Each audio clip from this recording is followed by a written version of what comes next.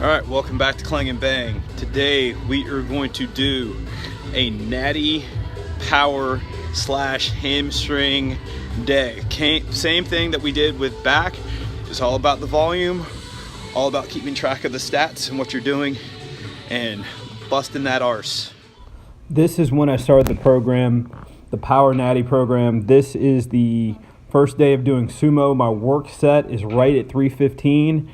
Still trying to get the bearings on it, foot position, how to drive through my heels, all the things that go into getting the lift right. This was the very foundation of this program, are the sumo deadlifts. Fast forward to March 2018, first set starting out at, I believe that is 400 pounds, 400 libs. So I get set, drive up and through. I haven't perfected it quite yet, but my form is a lot better.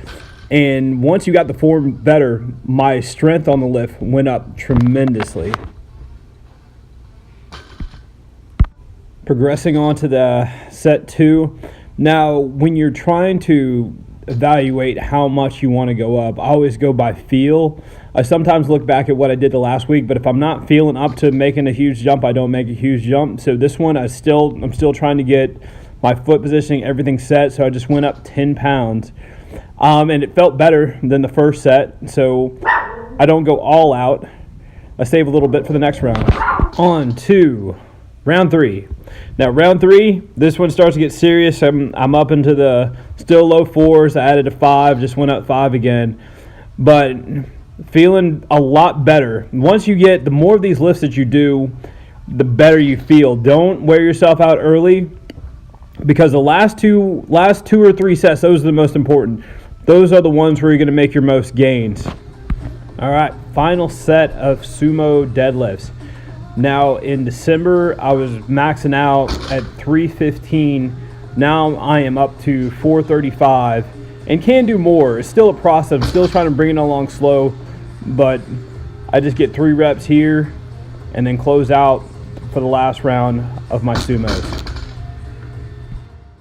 On to that next mountain. Now these are regular deadlifts. First round is 415. I did another warm up. This is the first work set. I kind of have to recalibrate my body every single time I switch up, so I do a couple warm-ups. This one is a completely different lift. It feels like a completely different lift. You can kind of tie in. You feel your inner hamstrings pulling a little bit more. These are a little bit harder for me to do than the sumos.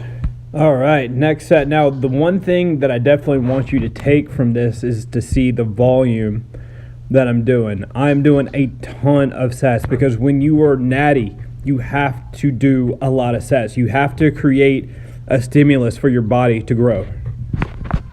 Also, for my natties, I cannot stress enough how important compound movements are.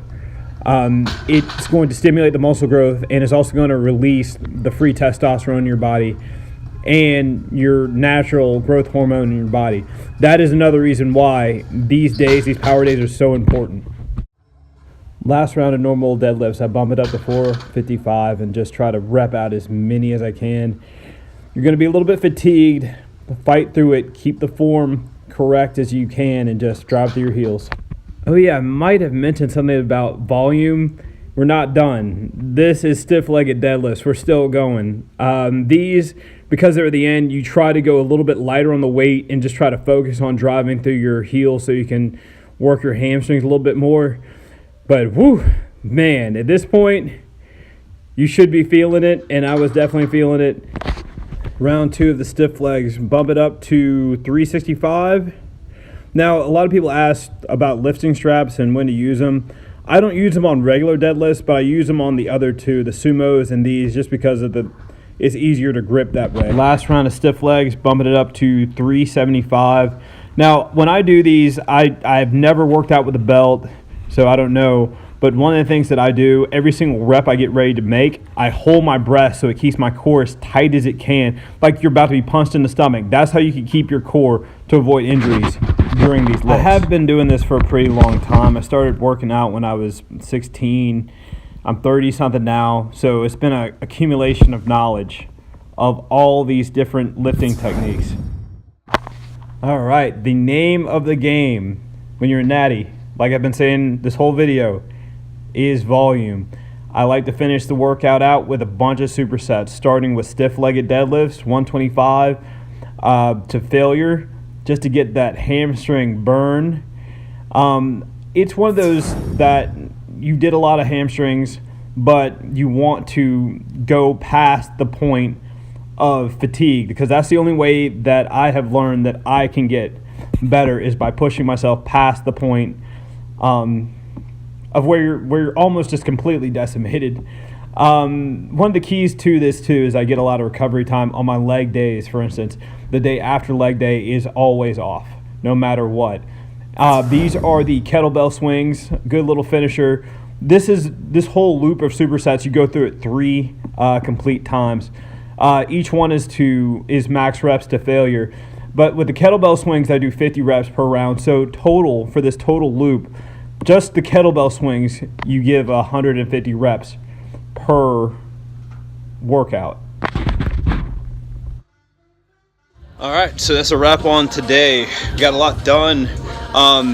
The stuff at the end, that's kind of like my auxiliary work. I kind of superset all 3 with the deadlifts, the kettlebell swings, and the hyperextensions. I kind of put that in there as a finisher. You get through, put 12 minutes on the clock and do as many as you can. But as always, train for 3 things: train to get stronger, train to get faster, train to get better.